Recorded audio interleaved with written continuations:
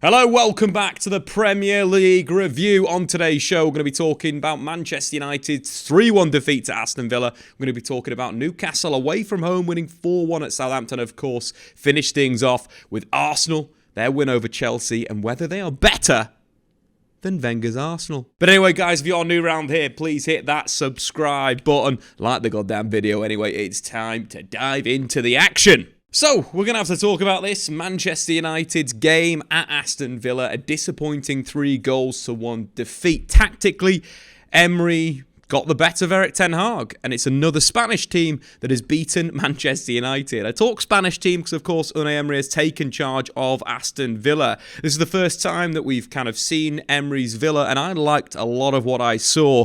Emery set Aston Villa up in a 4-4-2 shape, but very much transitioned to a 4-2-2 when Aston Villa won the ball with both of their outside midfielders moving into the number 10 areas and their centre forwards moving into the channels and the wide areas, playing as split strikers, and at times looking like Aston Villa playing a bit of a kind of narrow box in midfield with the two sort of forwards acting as wide players. And Manchester United could simply not cope with the movement and the fluidity of Aston Villa. I think one of the first things we've got to discuss, of course, team selection was a difficult one for Ten Hag on Sunday. Bruno Fernandes, the talisman of Manchester United, was suspended for the game. There were injuries to the likes of Anthony, who's looked good on the right-hand side of it. Anthony Martial wasn't fit from the start. There were real problems, but I just thought team selection wasn't quite right from the get-go. Obviously, the 4-4-2 shape that we've seen Ten Hag play as Manchester United boss. The concerns for me, number one, was Marcus Rashford playing on the right-hand side.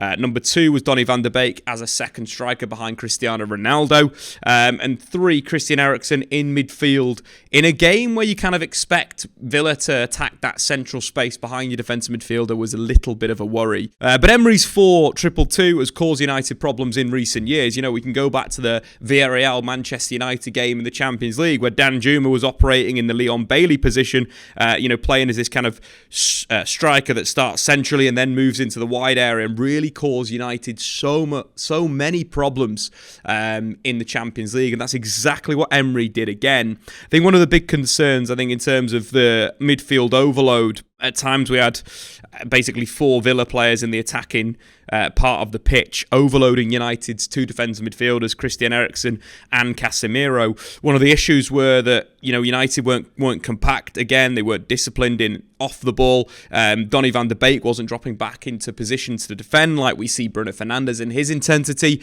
It was just really, really disappointing.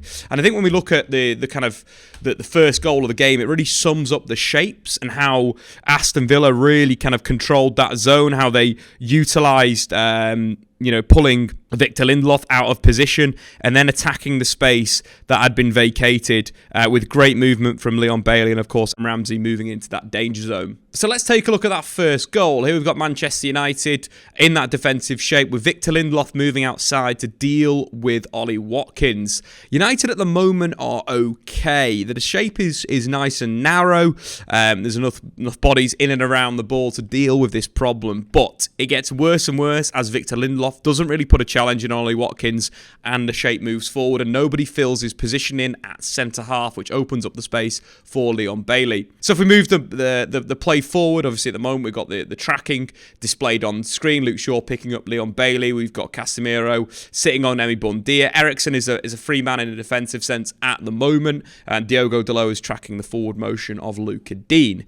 But moving into the next position, the problem starts to really emerge with Manchester United. We can start to see the two players on Christian Eriksen's blind side moving potentially towards the ball. Ollie Watkins, of course, there's no real challenge, no real pressure on him, which I think is a big error from Victor Lindelof. He's going to move out of this position. He needs to be aggressive like Lisandro Martinez. He needs to be snapping at the heels. He needs to be pressurising the opponent or committing a foul if it starts to get too deep in the opponent's half. As the play goes on, Ollie Watkins manages to drive inside and get his head up. This is where the problem really starts to happen.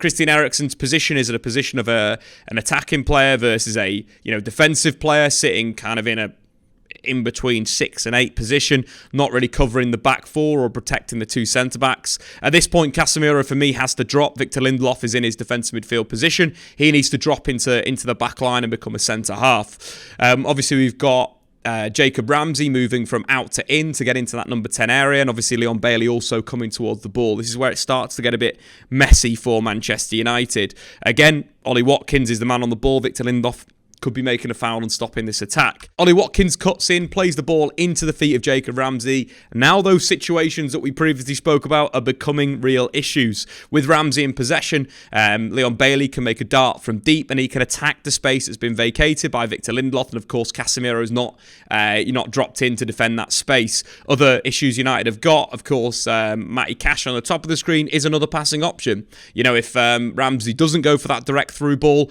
could look for Cash to, again, get him in behind and then cutting the ball. Big issues for Manchester United. Of course, he goes centrally and the ball is finished across. But this is a problem that United really didn't deal with in the opening stages of the game. The fluidity of the move, the lack of kind of defensive coverage and awareness from really key players, and it's something United need to still fix and work on, because it's far too easy to kind of attack that space. It's a really obvious piece of space on the pitch which just doesn't get filled in. Eriksen's defensive awareness needs to improve as well. It just started so poorly for Manchester United and set a real tone for the first half of the game.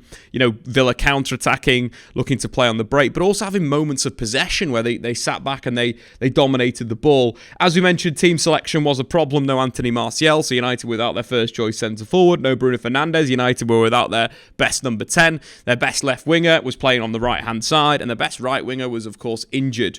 The big concern I think going forward for United is kind of how to deal with this. The squad is so thin, and this is a game to highlight that you're playing your best players out of position, in a sense. And I think going forward, if Bruno Fernandes is not playing, Christian Eriksen has to start at number 10. It's as simple as that. If Bruno's not there, Eriksen needs to come in there. And I'd also say Rashford needs to retain his position wide left. If I was, looking at it from a perspective of, can Garnacho play wide right? He likes to attack the byline. He likes to go on the outside and the inside. Absolutely can play wide right. And that's something that I would definitely start to do is test him out in this position to see if he can do it, because it'll be a great option for Manchester United.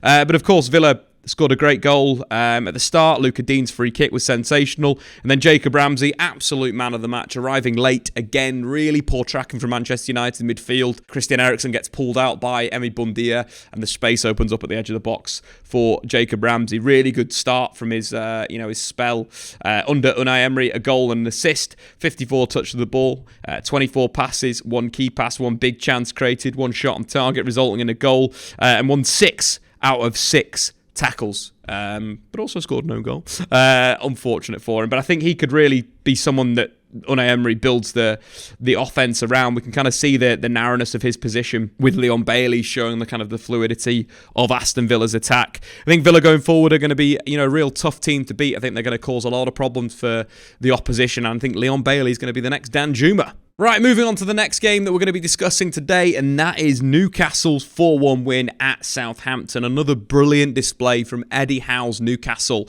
Newcastle are starting to really, really impress me with not only the defensive work rate that we made a video about, but also how they offensively transition. This was a game for Newcastle's counter-attack. They had 45% of the ball, 4 shots on target, resulting in 4 goals. But the way they break with bodies is so impressive. And I think at times, we see 5-6 players on the counter-attack joining in on these moves, and Southampton really couldn't deal with the openness of the game. The kind of, when it broke down to a bit of a basketball game as Newcastle kind of pressed high, forced turnovers in central midfield, that ability to move it quickly wide and move it into the box is something that is an absolute joy to watch. And obviously Mikel Arteta in recent weeks has been a guy massively in form. Scored again his 8th goal of the Premier League this season. His record has been absolutely sensational, and I think when you've got players that are kind of hitting form and belief in themselves in the transition, it's one of those situations where teams are going to start to get really opened up by the speed and the attacking nature of Newcastle United. Newcastle have got the most high turnovers in the Premier League this season. Their ability to be aggressive high up the pitch and and win it back, I think is a hallmark of this Eddie Howe side. And over the course of the season, their ability to not only play with the ball, which we've seen, on a number of times this season. Let's take the Aston Villa game as an example. Dominate the ball, create chance after chance after chance. The ball-playing nature, their back three in possession. One of the fullbacks sits and holds, the other one goes high, be it Dan Burn or Kieran Trippier. The two-man base and then the front five. Newcastle can do it when they've got the ball. They can open teams up. They can create a high quality of chance. But I think what was super impressive against Southampton is that other side of them, that they can defend, they can be aggressive, they can play on the break.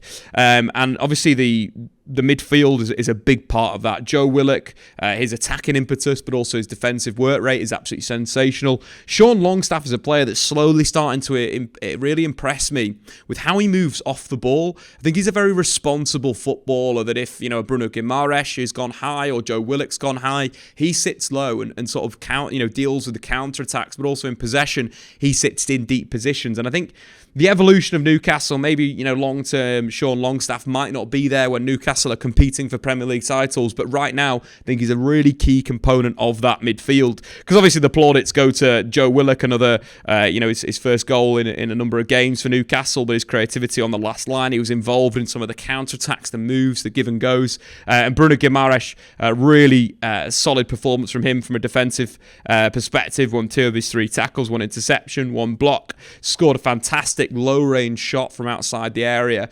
Those 2 guys get the plaudits, but I think Sean Longstaff deserves a lot of credit. Moving forward to more players that have excelled this season, Kieran Trippier has got to be starting for Gareth Southgate. I think right now he is the most informed attacking fullback in the Premier League.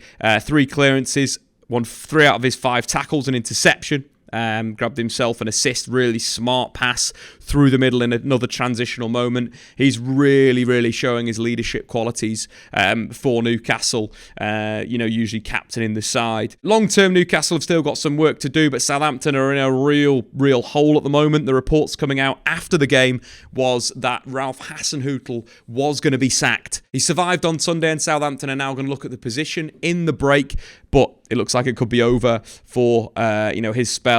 They looked very, very poor in transitional moments, which is something that you wouldn't expect a Hasenhüttl side to be. Usually they're fantastic at pressing high. Usually they're fantastic at sitting low and defending deep. And I think it's one of these situations where maybe it's just come to the end of the spell, and it's now time for Southampton to go out there and find themselves a new manager. So we will see that very, very soon. But looking at the other side, obviously Southampton sitting in the relegation zone right now, a lot of work to do in the World Cup break in terms of from a tactical but also from a technical perspective.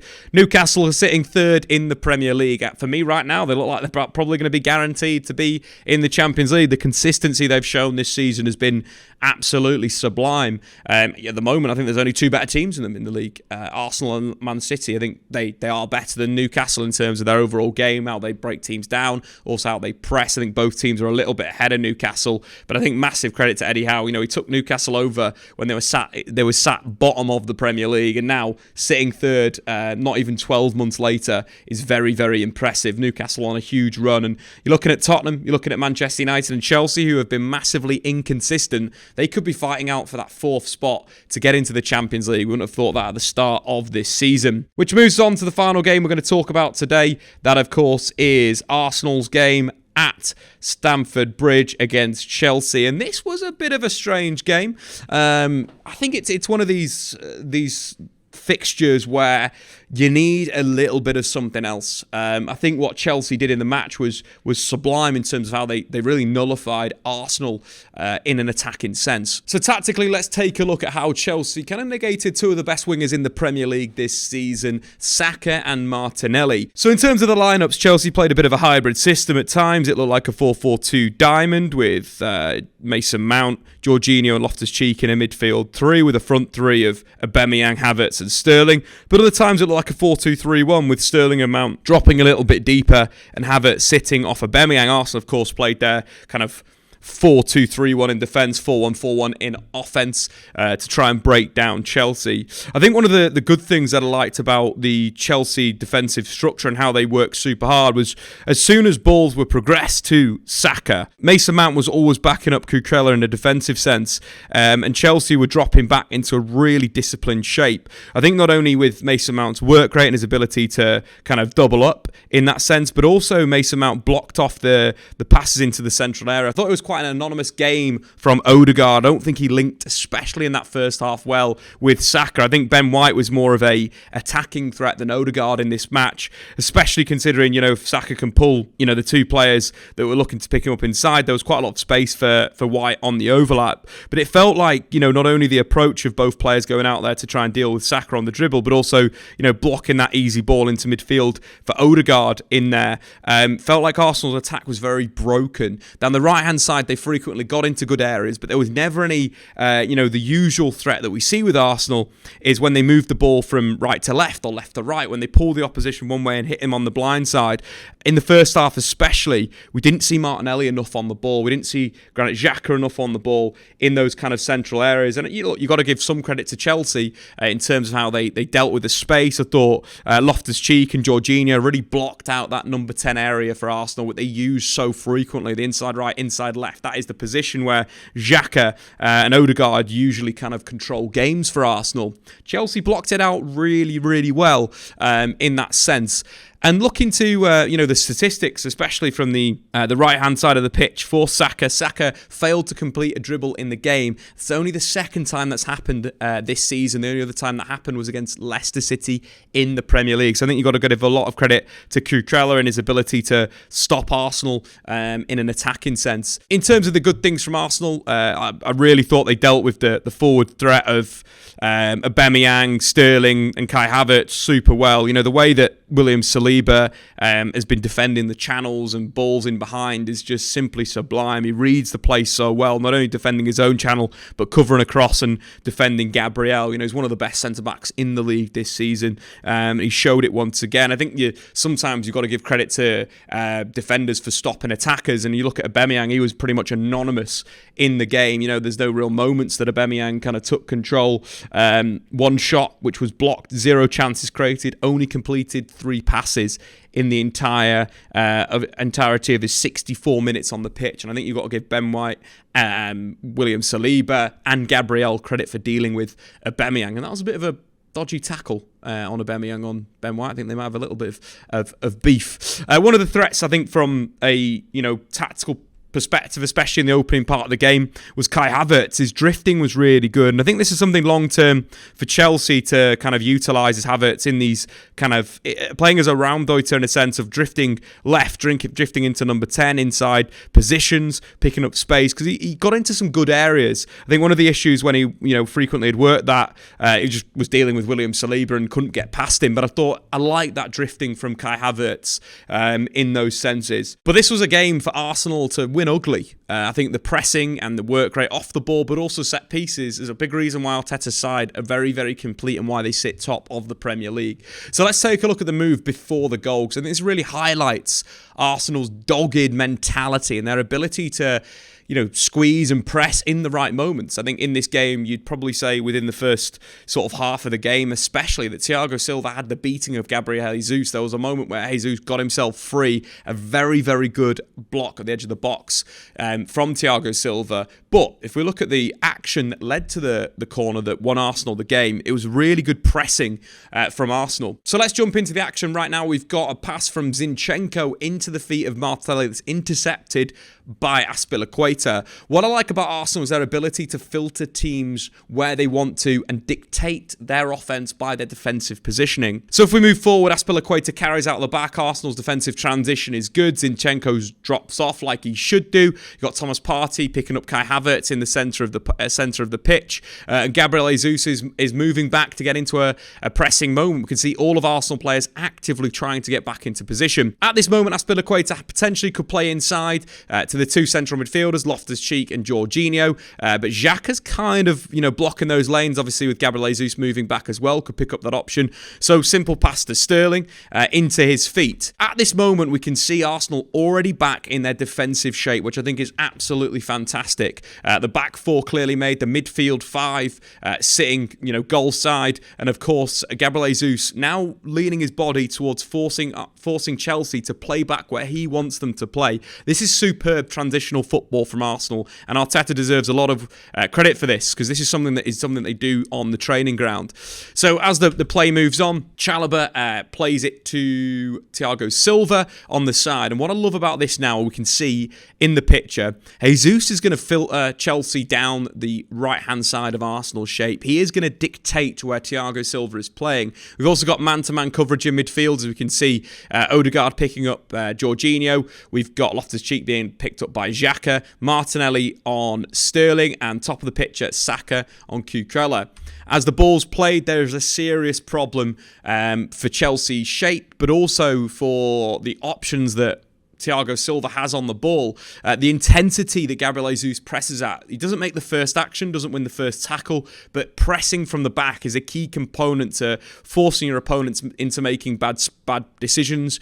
The only option that Thiago's got on this is maybe to carry into space. There's no balls into feet to the 10, to the forward. There's no one running the channels, and it's a serious problem that Arsenal have created through their really good defensive work. As the plays move forward, again, Arsenal win the ball back through Saka, and now he's creating a positive transition, a 5-on-3 on the Chelsea backline. And this is something that's created by work on the training ground and created from good pressing. Azpilicueta, bottom of the shot, is not even getting back into a defensive position, and is creating this massive overload for Arsenal. If Gabriel Jesus gets his head up and picks out Martinelli or even Granit Xhaka or Odegaard, Arsenal go a goal up as it is. But of course, this is the shot that leads to the corner for Arsenal to win the game. Really good ball into the box. One of the interesting side with Arsenal, they've scored more in-swinging corners than any other team in the Premier League since the start of the season, but they've got to a position where they've earned the right to have this corner by their good pressing, and I think that's, you've got to give Mikel Arteta the credit to that, which goes back to our, starting point, our starting question. You're looking at Arsenal. Their transition has been quite long since Wenger, but for me, the transition is complete now, and you'd say that Arteta's current side is better than Wenger's last side, and I think we've got to look at it from that perspective. It's been a long journey for Arsenal, but I think they're there right now. The rebuild is basically completed, and when you look at the change in team from Wenger's last game in charge to what it is right now, the stark contrast in a sense of the last team featured the likes of Mkhitaryan, Lacazette, Aubameyang, Iwobi, Ramsey, Granit Xhaka, Bellerin, Mustafi, Ospina, Holding and Kolasinac, which is humongously different to what we have now with Arsenal. Looks like a completely different side. But also, got to give Arteta a lot of credit. Not only is this Arsenal better than Wenger's last Arsenal, but Arteta has the best record ever as an Arsenal manager in the first 150 games, winning 87 times. 5 more games than Arsene Wenger and George Graham managed. Arteta's Arsenal are rocking, and they showed this game that not only, when they come up against a real solid defence that's tough to break down, that they've got set pieces, they've got their pressing to open up the opposition, giving them that full rounded game. So thanks for watching, guys. They're my thoughts. Get your thoughts in below. What do Manchester United need to do? Can Arsenal win the Premier League? And of course, subscribe if you're new, like the video, and we'll be back on Friday at 3 o'clock for the preview, and then the review on next Monday, and over again. We'll see you next time.